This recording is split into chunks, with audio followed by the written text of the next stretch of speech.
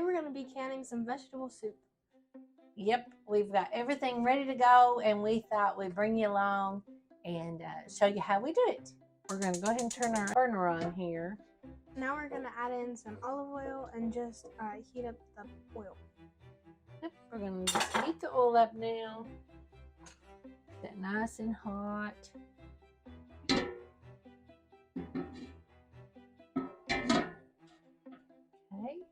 Now we're going to add in our cubed beef. Yeah.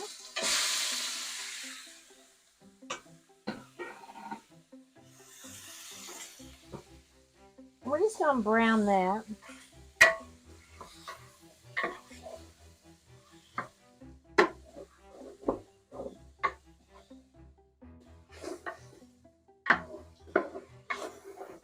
I have done it where you don't brown your beef, and that's totally fine if y'all don't want to brown it. You don't have to.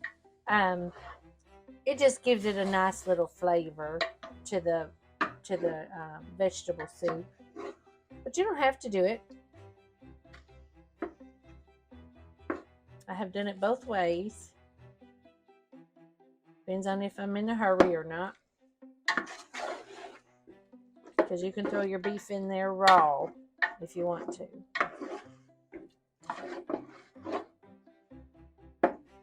It's slightly frozen still. This is our beef we just got from the butcher. We got our half a side of beef, and this comes in our package that we get. And I would usually do this, and I will also can up the beef tips in jars as well, and we'll probably show you that one also.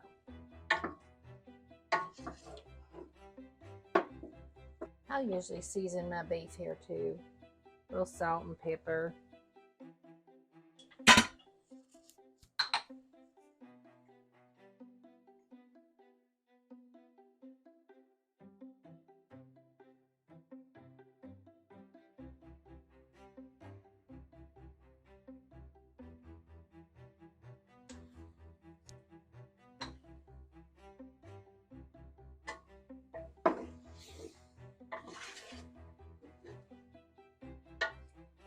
You can add as much or as little of beef that you want, or you can omit it altogether and just have vegetable soup. That's fine too. But when you're coming to processing it, because it does have the meat in it, you have to process it for longer, just like you would if you were processing meat by itself. If you were canning some beef tips, let's say, you want to process your veggies for that long if the beef is already in there, and if not, you'll reduce your processing time. But we'll leave all that down in the description down below for you. Izzy always does that, don't you? She'll put that recipe down there so y'all know what to do and how to do it, how long to do it, that sort of thing. So this is already done. So we're going to go ahead and start adding in the rest of our vegetables. So now this, you'll want to add in some broth, or you can use red wine to deglaze the pan. This is just some beef broth that we have. You can use some red wine if you got red wine, if you cook with it or whatnot, that's fine. And if not, beef broth.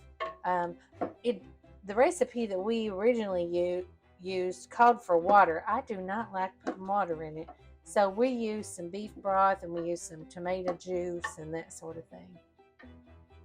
All right, so we're going to get the rest of these vegetables in. So we're going to add in our tomatoes. Down in.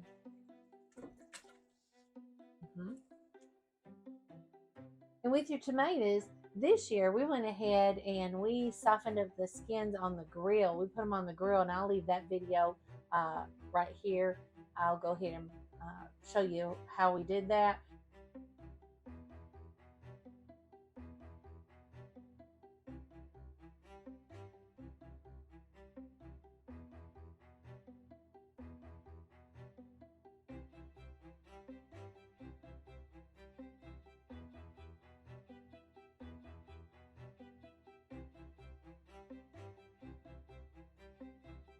and you just core your tomato out.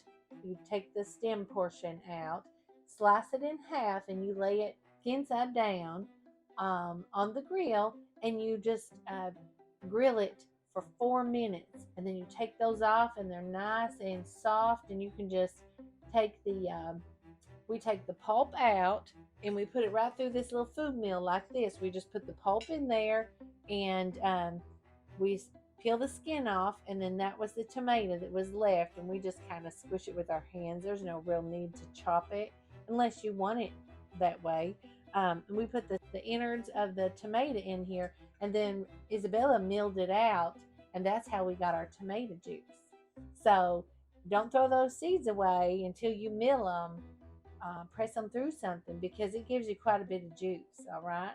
We're gonna add in our carrots, which these are from our garden.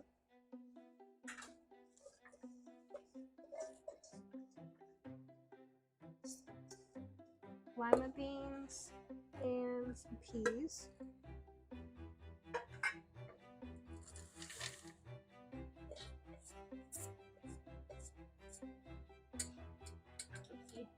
Sorry. Then you want fresh or frozen corn. Now we're making a big batch. Y'all don't have to make this big batch if you don't want to.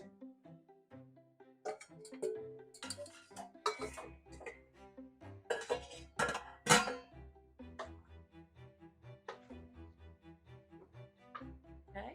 So we have some celery, and we have the leaves chopped up in here also.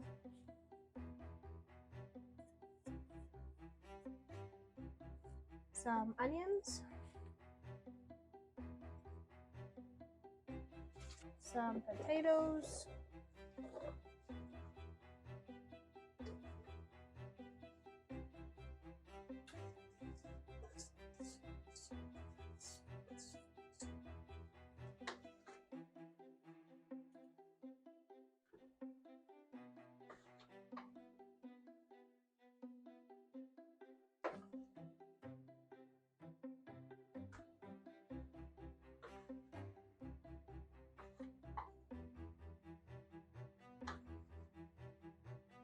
and our green beans.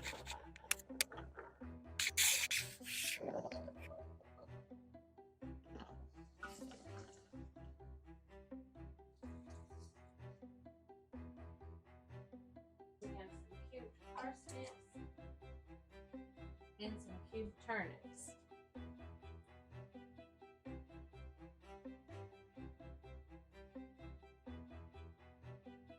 Now, if you don't like any of these things, you don't have to put them in. You can do whatever you want.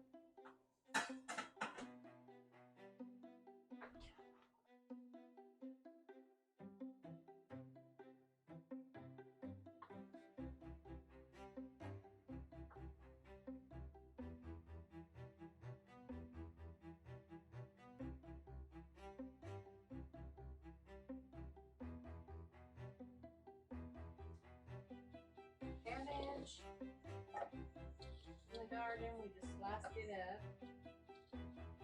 up. Some zucchini.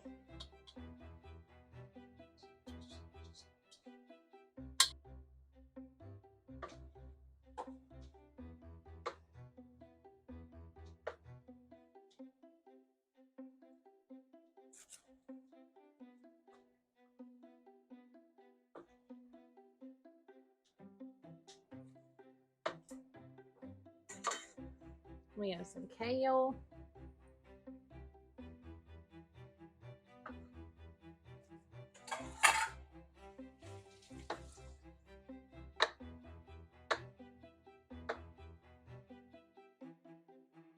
And then we have the tomato juice that we used in the food mill. We took the innards of the tomato, and we removed the sauce, and that's where we're at here. We're just going to keep this up for about 10 to 15 minutes. We just want it nice and warm through.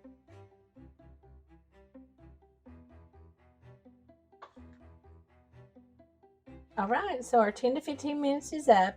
And we're going to take this over and put it in jars now.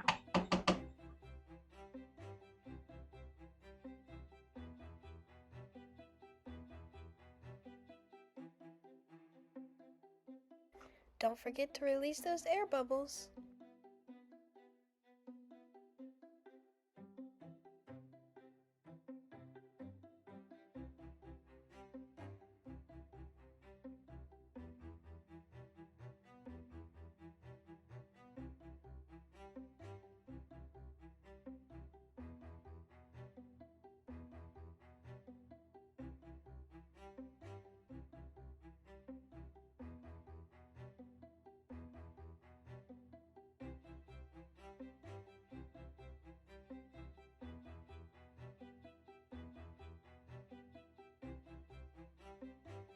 Now we're going to wipe the rims of our jars with vinegar to make sure there's nothing coming in contact with the seal besides the jar.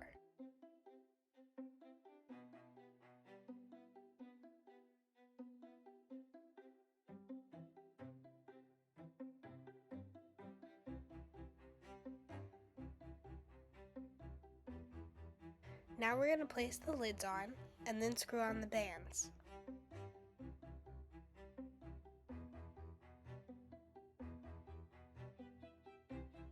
We've just had our lids soaking in some boiling hot water.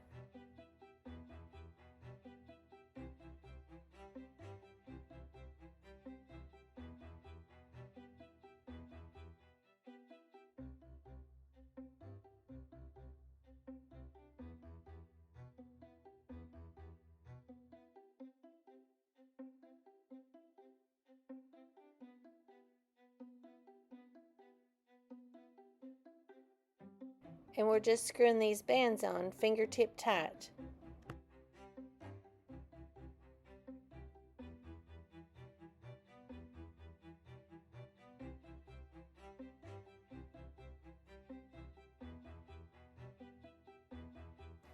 Okay, now we're going to take these over and put them in our pressure canner.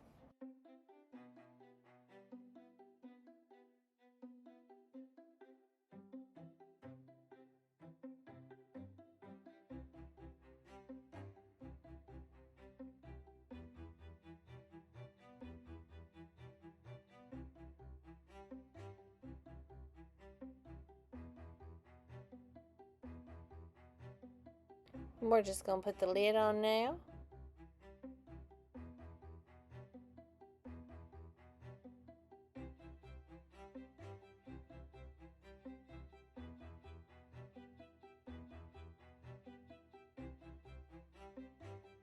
Okay, so the lid's on. We're going to wait for it to vent for 10 minutes. Then we're going to put 10 pounds pressure on and we'll can it for 90 minutes. That's all there is to it. Okay, so our canner has went off and our it is depressurized, so it's safe enough to take out our vegetable soup. So we're going to do that next.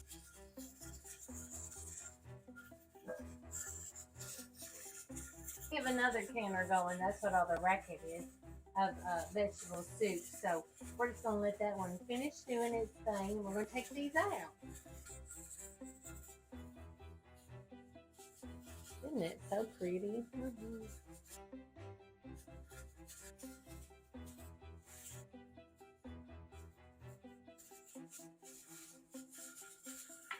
Okay, so all our jars, these 7 are out. We still have some going, and we'll wait till those get finished, and we'll put them on here. We'll just leave them alone till they completely cool off, and you'll hear them all popping. That's a canner's dream when they hear that. That's music to our ears, right? Yeah. So, and then we'll wash up our jars, take the bands off, and then we'll label it and put it down in the storage. Well, guys, we sure do appreciate having y'all with us today in the kitchen. I hope this is a recipe that y'all can use for years to come. I know we sure do. We add to it and take away from it. Sometimes we have the veggies, sometimes we don't. And a lot of times we just wait till the end of the garden season and we just bring in the harvest and we just use up whatever is left in the garden. So that's a way to use up a lot of your leftover vegetables that maybe aren't as gorgeous and cute as the ones that you had previous. We'll keep it simple And fun. Also, subscribe, like, and hit the notification bell so you guys don't miss any of our fun videos. And share it with your friends.